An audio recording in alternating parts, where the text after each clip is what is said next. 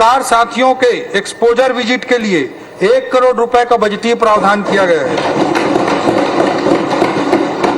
अध्यक्ष महोदय, इस बार माननीय मुख्यमंत्री विष्णुदेव साय जी के नेतृत्व में राज्य में प्रवासी सम्मेलन भी कराने का निर्णय किया गया है और इसके लिए बजट में प्रावधान किया गया है।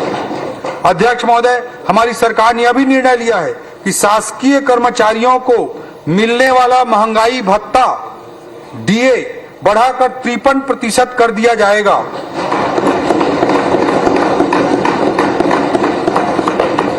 और मार्च माह का वेतन जो अप्रैल में देय होगा बढ़े हुए महंगाई भत्ते के साथ दिया जाएगा।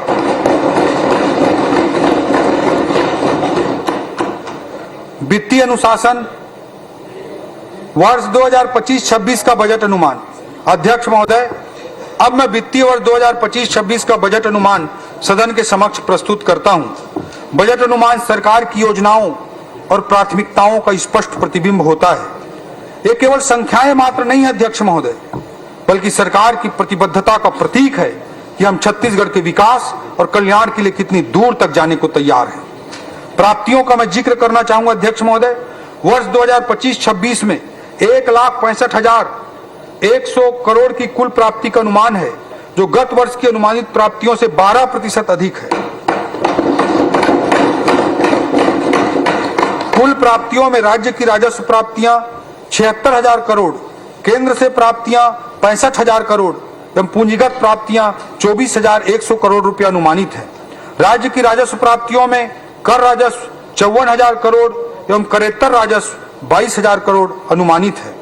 हमारी सरकार द्वारा राजस्व संग्रहण के लिए आधुनिक तकनीकों का उपयोग तथा प्रशासन को सरल और पारदर्शी बनाने के लिए अनेक उपाय किए जा रहे हैं। इससे बिना कोई नया कर अधिरोपित किए राज्य के स्वयं के राजस्व में 11% वृद्धि का अनुमान किया गया है।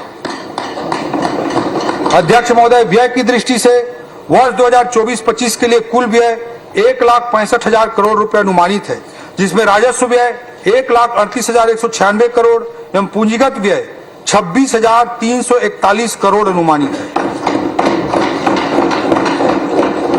वर्ष 2024-25 में पूंजीगत व्यय का प्रावधान 22,300 करोड़ था। वर्ष 2025-26 में 26,341 करोड़ रुपए का प्रावधान किया गया है, जो कि गत वर्ष की तुलना में 18% अधिक है। अध्यक्ष महोदय, किसी भी देश, राज्य या संस्था के लगातार विकास में वित्तीय अनुशासन का बहुत अधिक महत्व होता है। जैसा कि हमने 2047 के विजन को सामने रखा है, इसलिए दीर्घकालिक समय अवधि में राज्य को वित्तीय अनुशासन में रखने के लिए हम कटिबद्ध हैं। इस वित्तीय वर्ष में कंसोलिडेटेड सिंकिंग फंड सीएसएफ में 480 करोड़ रुपए का हमने निवेश किया है, जिसके फलस्वरूप सीएसएफ फंड की हमारी कुल राशि अब 8,000 करोड़ से ज्यादा हो गई है। वर्ष 2025-26 में सीएसएफ में 100 करोड़ रुपए और अतिरिक्त निवेश का प्रावधान हमने किया है। इस सीएसएफ वित्तीय स्टेबिलिटी के लिए, वित्तीय स्थिरता के लिए, फाइनेंशियल कंसोलिडेशन के लिए अत्यंत आवश्यक है और देश के बेस्ट 3 परफॉर्मिंग स्टेट में आज हमारा छत्तीसगढ़ खड़ा है।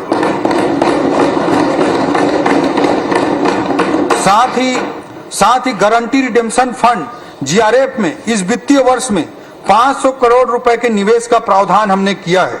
सीएसएफ एवं जीआरएफ संबंधी मानकों के पालन में छत्तीसगढ़ देश के सर्वाधिक अग्रणी राज्यों में से है। अध्यक्ष महोदय, जैसा कि सबको विदित है कि सरकारी कर्मचारियों की सेवानिवृत्ति के बाद दी जाने वाली पेंशन का व्यय लगातार बढ़ रहा है। इसकी सुनियोजित ढंग से व्यवस्था बनाने हेतु हमने इस बार पेंशन फंड बनाने का निर्णय लिया है, जो वित्तीय स्थिरता को सुनिश्चित करेगा और भविष्य की पेंशन आवश्यकताओं को पूरा करने के लिए उपयोगी होगा। इसके लिए एक अधिनियम भी हम बनाएंगे और इस फंड के लिए 456 करोड़ रुपए निवेश का बजटीय प्रावधान भी हमने किया है।